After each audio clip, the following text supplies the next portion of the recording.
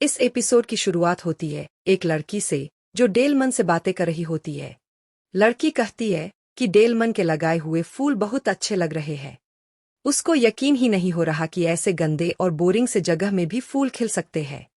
वो ये भी बताती है कि डेलमन ने इन्हें लगाने में काफी मेहनत की है। डेलमन कहता है कि वो और भी फूल लगाएगा और पूरा घर फूलों से भर देगा। इसके बाद सीन कट होता है आमो के घर पर। यहाँ जांगा और टम्सी को फाइट करने के लिए सब लोग घेर लेते हैं। तभी टम्सी अपना वाइटल इंस्ट्रूमेंट निकाल लेता है जिसका नाम है टोकुश। सब लोग उन पर अटैक कर देते हैं, लेकिन टम्सी अपने इंस्ट्रूमेंट से सबको जाल में फंसा लेता है। आमो ये सब देखकर बाकी चारों से कहती है कुछ करो। रियो हिलने की कोशिश कर रही होती है, लेकिन टम्सी उसको रोक देता है क्योंकि जितना वो हिलेंगे उतना धागा और टाइट होता जाएगा।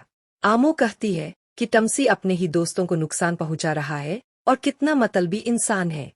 वो ये भी कहती है कि टम्सी चाहे कुछ भी कर ले, ये लोग उसकी मदद करने का कोई ना कोई रास्ता ढूंढ ही लेंगे। टम्सी कहता है क्या तुम्हें दिख नहीं रहा, मेरा इंस्ट्रूमेंट धागों को लपेटने में काम आता है। और फिर वो चारों को एक जगह लपेट देता है। इतना ही नहीं, वो आमो को भी पकड़ लेता है और उससे कहता है कि सबको नॉर्मल कर दे। जांगा भी बोलता है कि जल्दी करो, वैसे भी उसने अभी फाइट में ज्यादा हेल्प नहीं की। दूसरी तरफ ग्रिस टोमे के पास जाता है और देखता है कि टोमे ने मास्क पहना रखा है। ग्रिस इंजन के बारे में पूछता है जो अभी तक होश में नहीं होता, लेकिन टोमे ने उसे मास्क पहना दिया होता है। इधर आमो दर्द से चिल्ला रही होती है। उसकी चीख सुनकर सब और ज्यादा कोशिश करते हैं खुद को छुड़ाने की। ये देख टम्सी कहता है बहुत हुआ, तुम्हें इतनी आजादी चाहिए तो जाओ, और वो अपनी पावर रिलीज कर देता है। सब लोग नीचे गिरते हैं और चोट खा जाते हैं। जांगा गुस्से में कहता है कि टम्सी ने हद कर दी, लेकिन टम्सी को कुछ फर्क ही नहीं पड़ता। वो कहता है कि उसने सब हैंडल कर लिया। आमो कहती है यही होता है जब कोई मेरी बात नहीं सुनता। फिर टम्सी जांगा की तरफ मुड़कर कहता है भूल गए क्या, ये सब लोग बड़े से बड़े डैमेज से भी बच सकते हैं, और ये सब रेमलिन के स्पेल की वजह से है। अब सीन कट होता है इंजन पर। वो कहता है कि सब ठीक है। वो आमो के जूते उतार लेता है और कहता है कि वो इन्हें रख रहा है। इसके बाद सीन आता है क्लीनर्स हेडक्वार्टर का। कॉर्वस सैमू से कहता है कि उम्मीद है सबको इन्फॉर्मेशन मिल गई होगी जिसके लिए वो गए थे। सैमू कहती है कि इतनी टीम गई है तो प्रॉब्लम नहीं होनी चाहिए।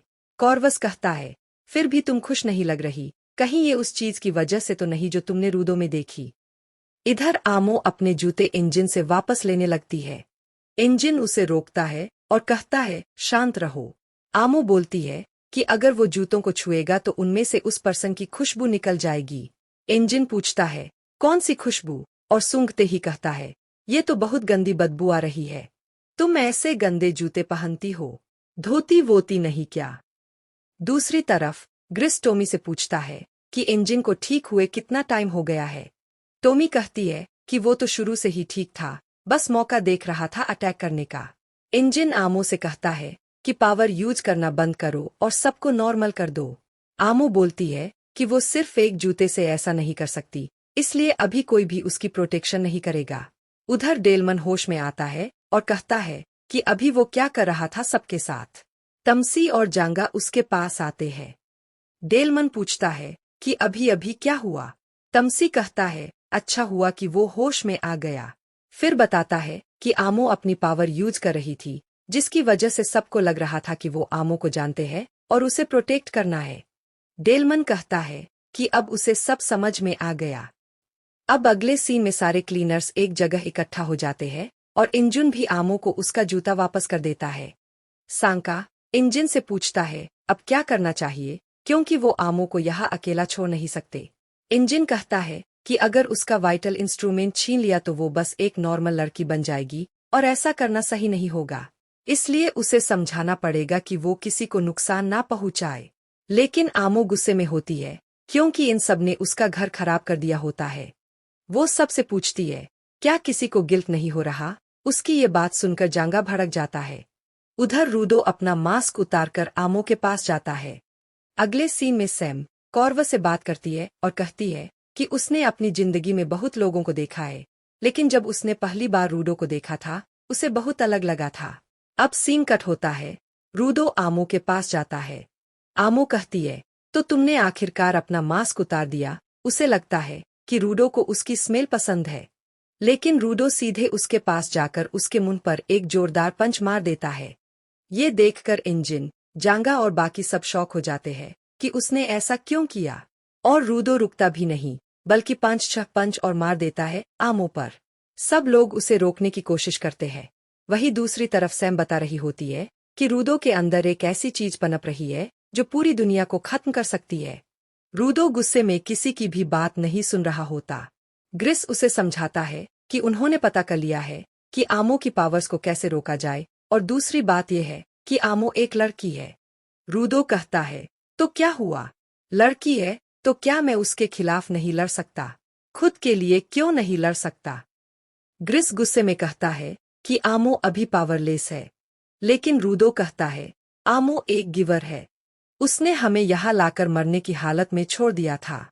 ये सुनकर इंजिन कहता है, ठीक है, तो अब समझ आया। अब ये बताओ उसे इन्फॉर्मेशन कैसे निकलवाई? रूडो को भी एहसास होता है कि उसने बड़ी गलती की है, और वो इंजिन की तरफ देखने लगता है। इंजिन कहता है कि हमें बात करनी चाहिए। फिर इंजिन टोमे से कहता है कि वो आमो का ख्याल रखे। अगले सीन में रूडो और इंजिन बैठे होते हैं। इंजिन चुप रहता है, कुछ बोलता नहीं। रूडो पूछता है कि वो कुछ कह क्यों नहीं रहा। इंजिन कहता है, मुझे लगता है तुम इमोशन हो गए थे और भूल गए कि हम यहाँ किस लिए आए थे। रूडो बताता है कि उसको लगता था कि वो हमेशा साइडलाइन पर था। सब लोग उससे कहते थे गुस्सा कंट्रोल करो। लेकिन जब वो ग्राउंड पर आया तो उसको समझ आया कि अगर वो गुस्सा दबाएगा तो हार जाएगा। वो कहता है कि वो वही इंसान बन गया है, पेशेंस खो चुका है और उसमें कोई बदलाव नहीं आया। फिर इंजिन मजाक में रूडो से कहता है कि उसे कैसी लड़कियां पसंद है, स्मार्ट और अच्छे कर्व्स वाली। और फिर उसे समझाता है कि अगर ग्रो करना है तो बहुत सारी मुश्किलों का सामना करना पड़ेगा। वो रूडो से कहता है, चल आमो से माफी मांगते हैं। उधर टोमे आमो की पट्टी बांधकर मदद करती है और कहती है कि आमो उससे खुलकर जो चाहे बात कर सकती है। आमो अब अपनी मॉम के बारे में बताने लगती है। वो कहती है कि उसकी मॉम बहुत अच्छी थी और उन्हीं की वजह से उसे ये जूते मिले। वो ये भी बताती है कि वो बैठकर स्फीयर और ग्राउंड से आते जाते लोगों को देखा करती है। और इसी के साथ बडीज, ये एपिसोड यहाँ खत्म होता है। अब तुम बताना कमेंट्स में कि तुम्हें ये एपिसोड कैसा लगा। तब तक चैनल सब्सक्राइब कर देना और वीडियो को लाइक कर देना।